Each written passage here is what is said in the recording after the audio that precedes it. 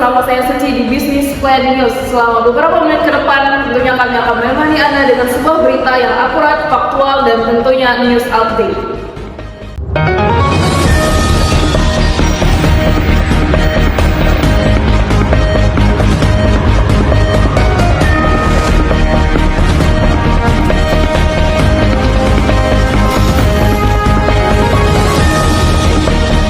Pemirsa, usaha mikro kecil menengah atau sering disebut dengan UMKM menjadi salah satu tulang punggung perekonomian Indonesia.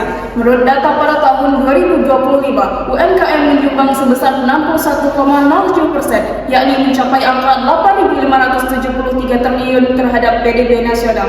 Selain itu, UMKM juga menyerap tenaga kerja sebesar 97%. Namun sayangnya pemirsa, di tengah perannya yang besar terhadap perekonomian nasional, para pelaku UMKM kini telah menghadapi berbagai tantangan. Salah satunya adalah anjloknya nilai tukar rupiah yang menyentuh di angka 17.682 per dolar Amerika Serikat. Tentunya hal ini memberikan dampak yang signifikan terhadap para pelaku UMKM, seperti kenaikan harga bahan baku, kenaikan biaya operasional, serta ketidakpastian ekonomi bagi para pelaku UMKM. Lalu, bagaimana tanggapan dan strategi para pelaku UMKM di tengah kondisi yang tidak pasti seperti ini? Berikut laporan hasil wawancara dari rekan kami Listia. Baik Listia, bagaimana kondisi di lokasi tempat Anda melaporkan saat ini? Terima kasih Suci dari studio, saya Alistia melaporkan langsung dari tempat kejadian Universitas FIBA Indonesia. Sebagai salah satu tempat pusat aktivitas mahasiswa, tempat ini juga menjadi salah satu tempat berkembangnya pelaku UMKM, baik di bidang minuman maupun makanan. Di tengah kenaikan biaya produksi dan kondisi ekonomi yang dinamis, para pelaku UMKM dituntut untuk mampu menyusun perencanaan bisnis yang matang agar usaha tetap bertahan dan berkembang. Berikut hasil wawancara yang telah kami lakukan. Yang saya alami selama ini, bahan sangat naik sekali, jadi harga juga nggak bisa naik drastis, harus seperti harga semula, karena pasar kita kan anak mahasiswa dan masyarakat biasa.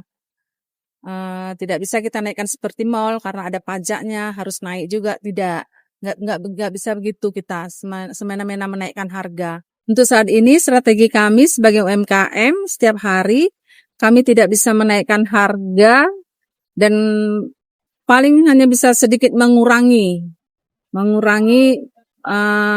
porsi dari yang kami jual setiap piece-nya.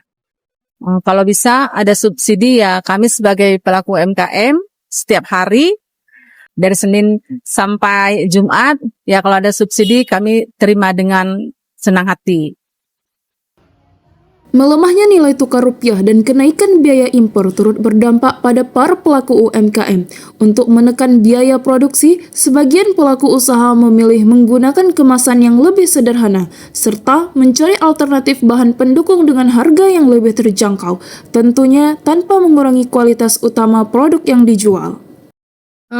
Saya sebagai pedagang ini mengeluh lah ya, karena kan harga semua naik, karena dolar naik, sekarang juga minyak juga naik. Itu ngefek banget loh, apalagi bahan-bahan saya semua impor. Jadi bahan baku itu udah naik, harga plastik udah naik. Kalau bisa ya, sekarang solusi saya itu cuma bisa ngurangin jenisnya. Sementara kalau isinya kan nggak mungkin dikurangin, pasti nanti konsumen kan pasti bakal komplain kan. Jadinya kalau bisa pemerintah itu bisalah mengatur agar harga minyak itu tidak terlalu naik. Kemudian impor itu juga pembatasannya itu jangan terlalu ketat. Jadi kita bisa harga impor itu bisa lebih murah juga untuk kita konsumen yang barang-barangnya dari impor. Nah, kalau bisa juga untuk UMKM yang lainnya bisa bersabar lah, karena memang kalau dibilang dari pemerintah pun kita juga nggak bisa mengharapkan pemerintah, karena sekarang juga masalahnya dari global juga untuk harga minyak memang kan, karena nggak bisa mengandalkan pemerintah.